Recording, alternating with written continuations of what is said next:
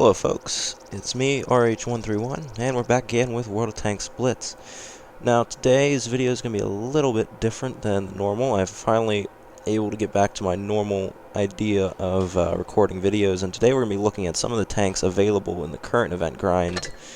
This video will be focused around the Panzer IV Anko, which for all intents and purposes is the exact same as the PC version, the Panzer IV-H. Just a Panzer IV with extra side skirts. Now, this tank is pretty good for a Tier 5 medium. I happen to like the Panzer IV a lot, and this acts pretty much the same way. The accuracy and whatnot, pretty good for a Tier 5 vehicle. Now, if you ever want to put equipment on this, the only tier you should get is the first one. There you can see my choices there: rammer, optics, and protected modules. I don't go for the protected crew, as I don't find it that much of a problem. Maneuverability on this tank, fairly good.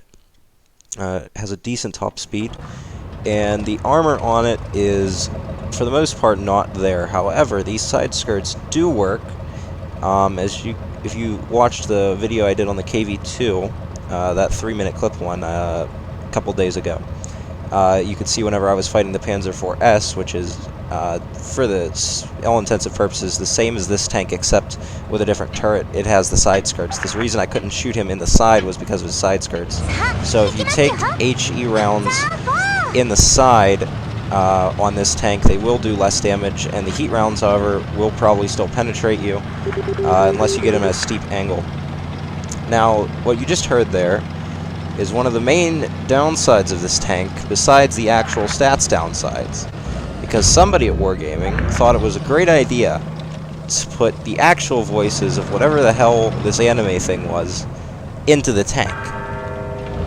So, and they don't change. There's 3 distinct, well, there's actually a couple more if you actually take engine and whatnot damage, but for shooting at things, there's 2 to 3 distinct phrases, and they don't change at all. So you're going to hear the same 3 lines whenever I shoot something, rotated in different ways, and it's going to be very annoying. So, obviously, major downside of this tank, listening to that. There is, however, the option of muting it, which is something I might do in the course of recording this, if it gets to be too much for me. Now, as you can see here, we're on Wilton Malinovka, and the enemy team has decided to go up to the, oh my god, that hurts my ears in every way. Anyways, the enemy team decided to go up to the windmill area at the top. We're going to sit on this ridge line and get some, oh dear god, that's the worst. That one right there, that is the worst one. It just gets so annoying. Now, luckily, the enemy team here is, I mean, it's a Tier 5 game. Most of these people have probably played 300 battles in World of Tanks. But other than that, it's a pretty straightforward battle. Now, unfortunately, my team is made up of mediums and light tanks, and they have 3 heavies because matchmaker be damned. So it's going to be a bit of an uphill struggle in this, but like I said, the gun... Now, there's the main thing with the gun here. You cannot fire this gun on the move. I mean, you could when you had V-stabs, but that's not coming back, and I'm not spending spare parts to get to him. So you're going to have to let this gun aim, and you're going to want to be stopped when you fire. You don't want to fire on the move a lot. The only time you really want to fire on the move is at extreme point-blank range, and even then you might miss.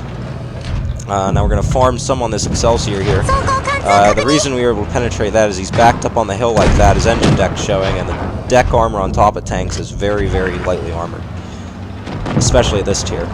Now we got a B1 in front of us here. We managed to bounce the first shot, but as like I said earlier, the armor on the Panzer IV is non-existent.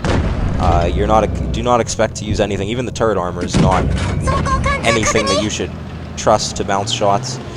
And I'm putting a couple rounds into that Su-85I that's coming across, and here is the main problem with this tank.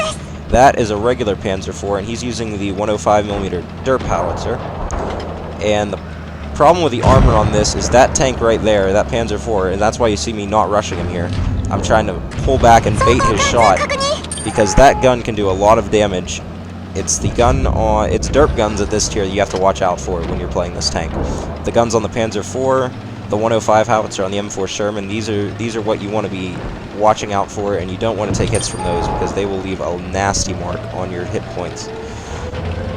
Now we're going to try and get behind this, and you can see here this guy's not paying attention. I was going for the HE shot into his ass. He turned around, unfortunately. And we're going to have to risk baiting this shot here. And thankfully, it goes into the tracks. That's just so bad. And we're able to kill him there. 2 tanks left on the enemy team. It's me and this Panzer IV-5, who I will Panzer V-4, which is basically a Panzer IV turret on a Panther hull. Fun facts about that. It's another Tier 5 premium tank. There's a lot of variants of the Panzer IV. A lot of variants in this game, which I guess is true because in real life there were a pretty substantial amount of variants.